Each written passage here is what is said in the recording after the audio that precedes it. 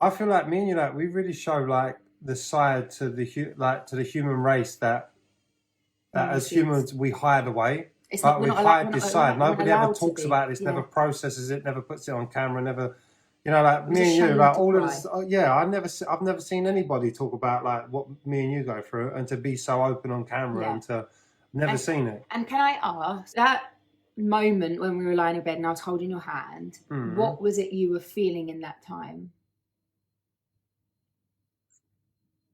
On that very last one, the last time,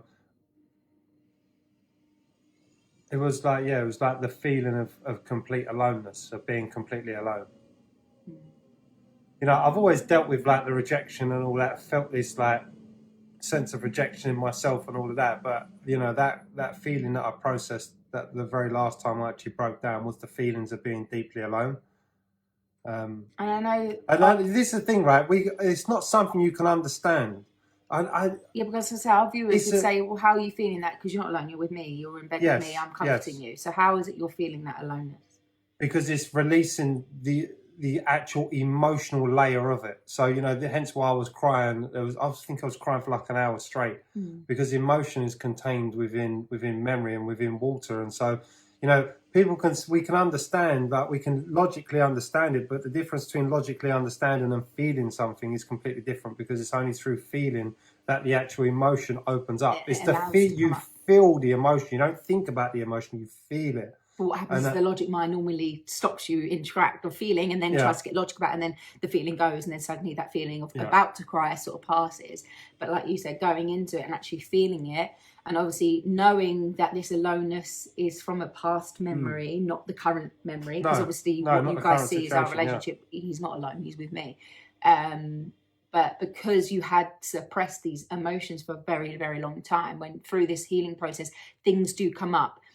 And like you going through that that emotion, because even that day you said you felt so distant, because the video we posted just before this one, you said how you felt so separate from me, so distant from me. But from obviously my eyes, I didn't feel it. I feel like, no, it was like, I feel well, you just know, because I'm not like, because you're in the emotion, because you're still relating things to the now, to the past, because the past emotion is still there in the undercurrent.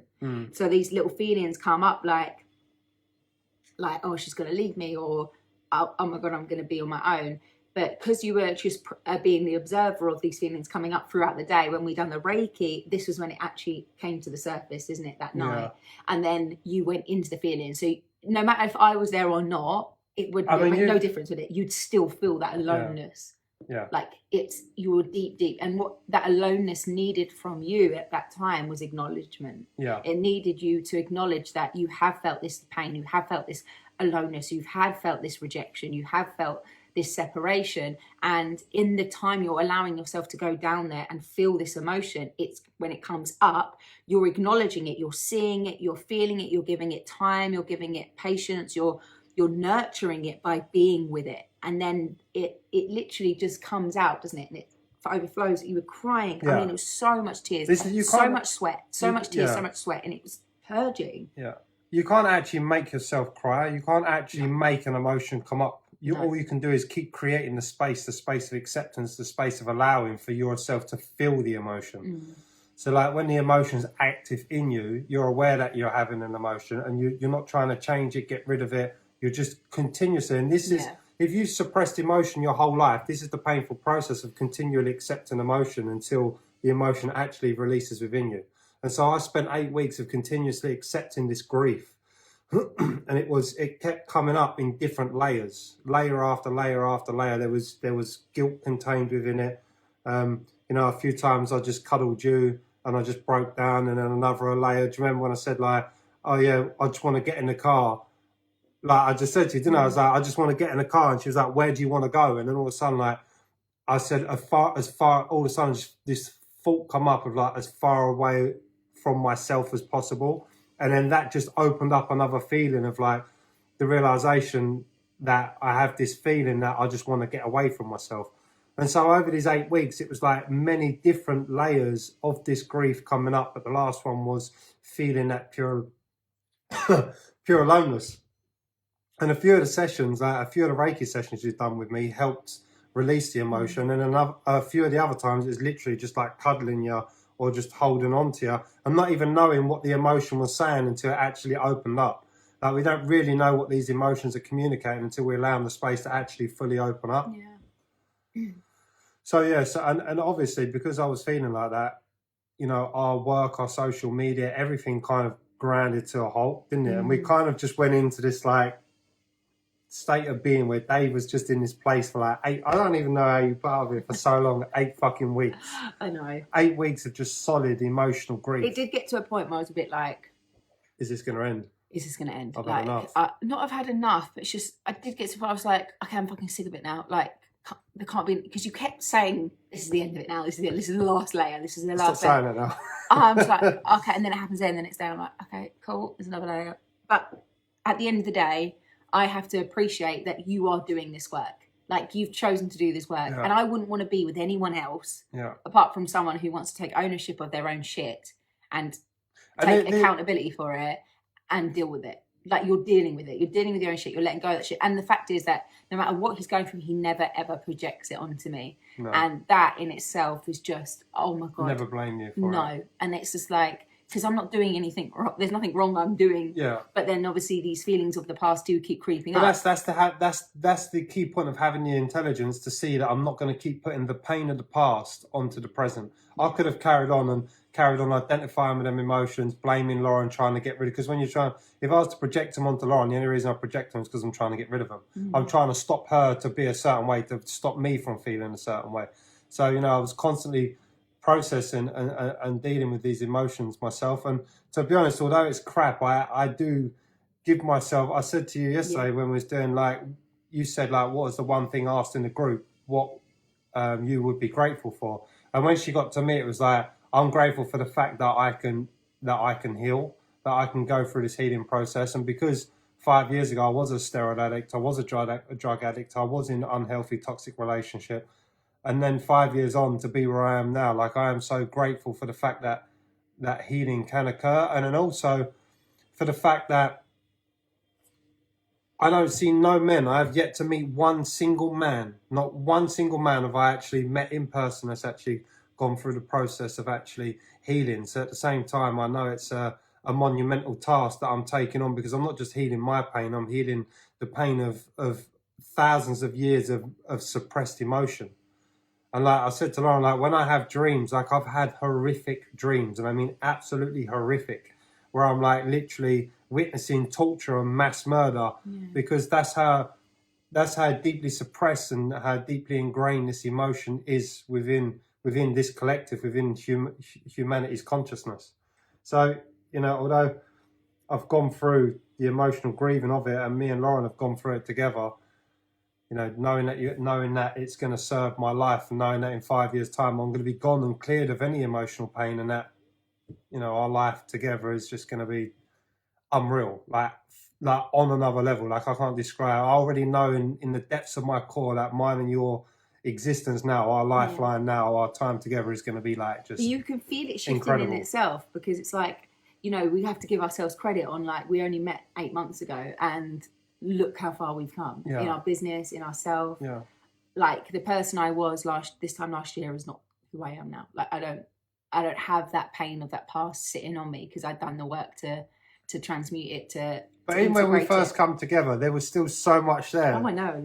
There was still so much lurking beneath between me and you, and it's cleared. So much energy is cleared between us. Yeah. There's still like little bits and bobs going on here and there, but it's not like. No, and we're enjoying it a lot more, because it was so intense at the beginning, wasn't it? It was so intense.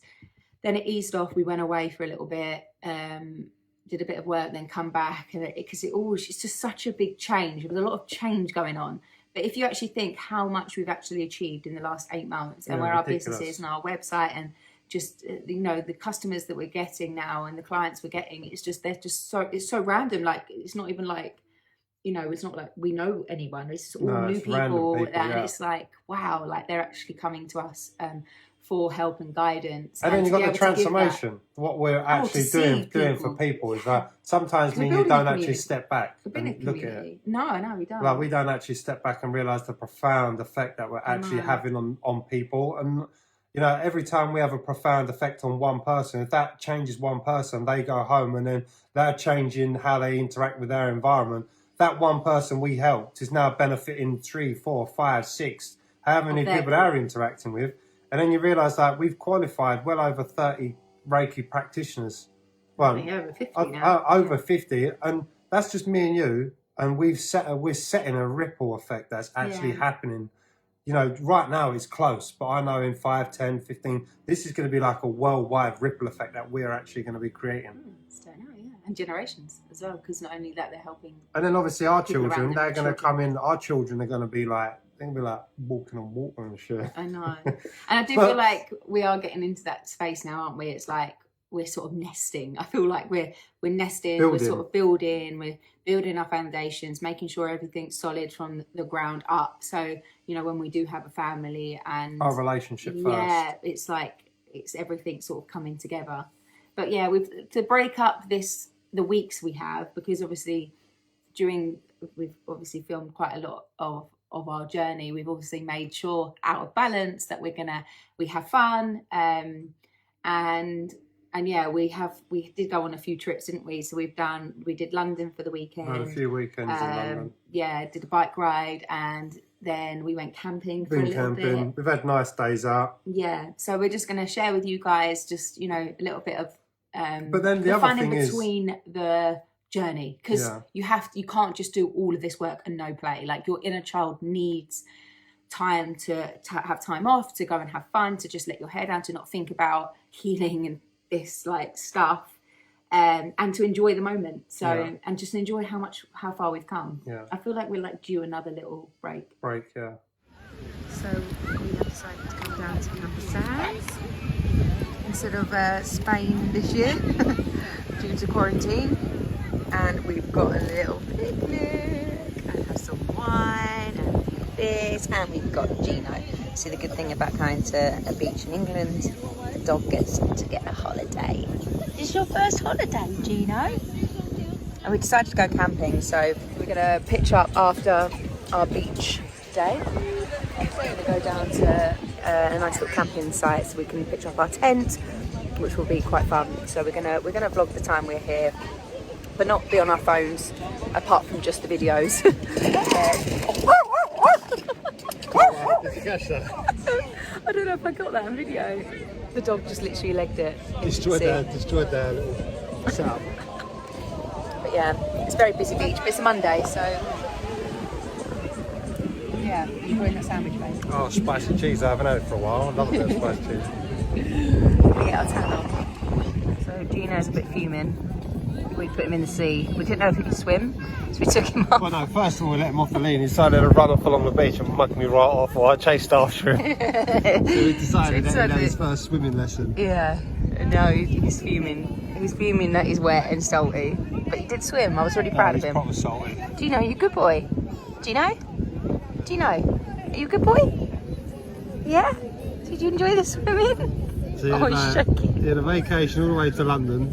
Where he shit himself on all of the tubes and he escalators. hated the tubes. He's definitely a home dog, but we're taking him around. We're going to let him explore and see the world, aren't we, Gino? Rather than keep you cooped up. So I feel like we haven't actually What? vlogged in like forever. No, a lot. This is our spot right now. In the sun. Little Gino. He's shivering. He's shivering because he's been in the Trying to warm up. A really cute place to pitch up. Baby's getting all the stuff out. Oh my god, so much stuff. Gino's on the lead. Oh. Gino's self-contained. Yeah, it's literally, I found this cute little place. It's like a little house with a nice garden. And literally the beach is just over the bank there. It's like a 2-minute walk from where we were, Camber Sands. So yeah, literally it's a perfect little spot. We're going to be setting it up. Literally it's the first time I've set up a tent in I think I did it at school. Teamwork Makes the dream work. Let's hope we get through this without having an argument. You did it at school with stuff.